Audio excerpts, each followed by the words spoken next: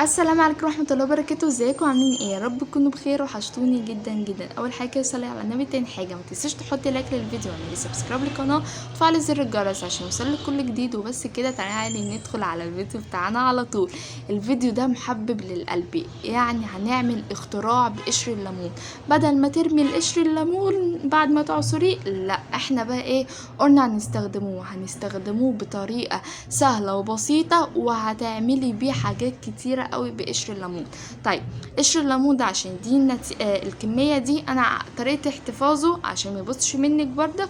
انا عملت كل ما اعصر ليمونيه اشيلها في كيس بلاستيك كده واشيلها في الفريزر عشان القشر الليمون بتاعك ما يبصش. تمام، يبقى طريقة الاحتفاظ بقشر الليمون لحد ما تعملي كمية كبيرة كده. تجيبي الليمونية بتاعتك تعصريها، بعدين تحطيها في كيس بالتلاجة، بعدين تحطيها في الفريزر.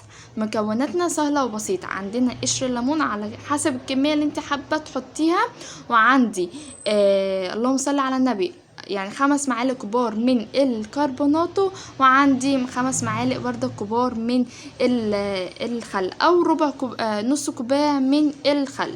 تمام.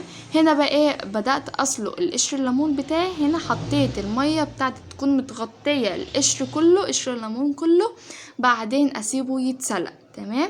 بعد ما يتسلق هنشوفه بقى الخطوه التانية والخطوه الاسهل من كده. ما شفتش سهوله بالطريقه زي كده. والخلطة دي ممكن نستخدمها في تلميع البوتاجازات، تلميع الرخام، تلميع الحوض، تلميع الحنفيات، تلميع السيراميك، تسيقي بيها تنظيف التواليت، اي حاجة من دول.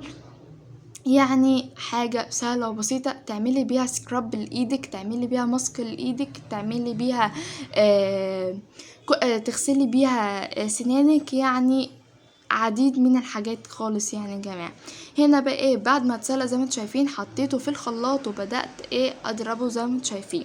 طيب، تركايه صغنونه كده واحنا ما نضربوه. وبعد ما ضربناه يعني يا جماعه، حطيت عليها بقى ايه كام عود كده من النعناع، كام ورقه من النعناع الاخضر، النعناع الفريش لسه طازه يا جماعه زي ما انتم شايفين كده. يعني حطيت يعني حوالي ايه 5 6 كده من الاوراق بتاعت النعناع الاخضر الفريش بتاعي. تمام. هنا بقى ايه، بس كده ده كان قوامه بتاعنا بتاعه. تمام. مش تقيل قوي ومش خفيف قوي، عشان ده هنسيق بيه، هيلمع لك السيراميك تلميعه ما بعدها تلميعه يا جماعه. شايفين القوام؟ وتدعكي بيه المطبخ، هيخلي مطبخك بيبرق، ولا البوتاجاز هيخليه بيبرق، ولا الرخام. وتحطيه مع الصابون المواعين اللي احنا بنغسل بيه، هيخلي مواعينك بتبرق. والله العظيم يا جماعه، قسما بالله هيخليها بتبرق ب3 مكونات، والثلاث مكونات موجوده في كل بيت. قشر الليمون موجود في كل بيت، احنا الليمون ده ما بيتقطعش في اي بيت. وعندنا الخل، وعندنا الكربونات. الخل والكربونات ده في اي بيت ست شاطره ونضيفه لازم الخل والكربونات ده ما يتقطعش من عندها خالص. تمام. هنا بقى بعد ما ضربت القشر الليمون كده بعد ما استوى، نزلت عليها بالخل والكربونات. شايفين الفوران؟ شايفين الفوران؟ شايفين الجمدان يا جماعه؟ يعني حاجه ولا الطف من كده يعني. تمام. شايفين بقى بدأت احطها في برطمانات زي ما انتم شايفين. وطريقة الاحتفاظ بتاع الوصفة دي في الفريزر. يعني تحط البرطمانات بتاعتك كده في الفريزر، خلي برطمان واحد بس في التلاجة اللي انت هتستخدمي منه كل يوم، لكن باقي البرطمانات هتحطيها في الفريزر يا جماعة علشان ميبصش منك. تمام. وممكن تدعكي بيه سنانك، هيخلي سنانك بيض وهيخليها بتبرق قسما بالله. هنا بقى بعد ما عملت حطيناه في برطمانات، اجي بعمل لكم سكراب بالايدي. يعني حاجه ولا اروع. ممكن تحطي بقى ايه سكر بقى، يعني حاجة جامدة، ربع معلقة سكر كده ولا نص معلقة سكر في الموضوع، حاجة جامدة، هينعملك ايديكي خالص وهيفتحالك.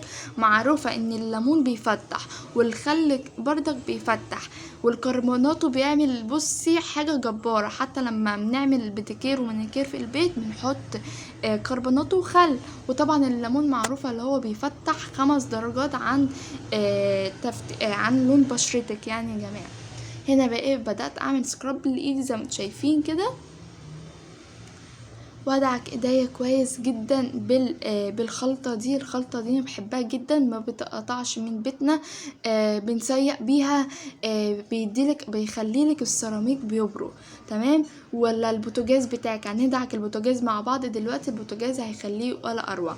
هنا بقى ايه، بعد ما غسلت ايديا زي ما انتم شايفين كده بقت بصوا ناعمه جدا يا جماعه، بينعملك ايديكي خالص يا جماعه زي ما انتم شايفين كده، وبيفتحها لك. طبعا مع الاستمرار هتلاقي الفرق جبار، يعني هيفتح لك ايديكي وهينعمها يعني وكده، بس طبعا مع الاستمرار.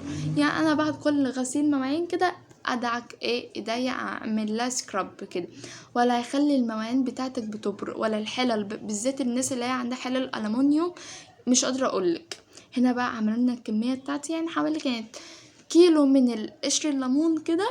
هنا بقى عملولي 3 برطمانات زي ما انتم شايفين كده، حاجه جباره. طيب طريقه الاحتفاظ زي ما احنا قلنا، تحطي البرطمانات بتاعتك في الفريزر عشان ما يبصش منك، وتخلي برطمان واحد صغير بس كده اللي هو في التلاجة، اللي هو هيستخدام اليومي بتاعك، اللي انت هتاخدي منه كل شويه غسيل مواعين بقى، تسييق، تدعيك مطبخ، يعني تدعكي بيه المطبخ، التواليت، اي حاجه من دول. هنا بقى بعد ما دعكت البوتاجاز، شايفين وانا بدعكه، يعني من قبل ما انا ما اغسله وهو بقى بيبرق.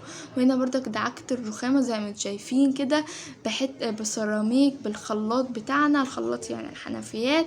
وهنا الازازه بتاع احنا بنشرب في ازاز تمام، دعكتها بقى، خلى الازاز دي بتبرق. شايفين بقى البوتاجاز بيبرق ازاي يا جماعه؟ شايفين يعني ولا اروع. البوتاجاز بقى بيبرق.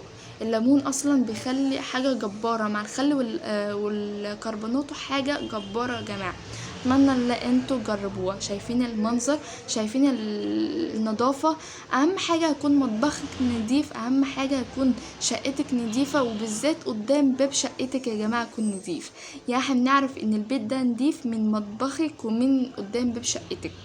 هم دول القشطه يعني في الموضوع. بس كده، والسلام عليكم ورحمه الله وبركاته.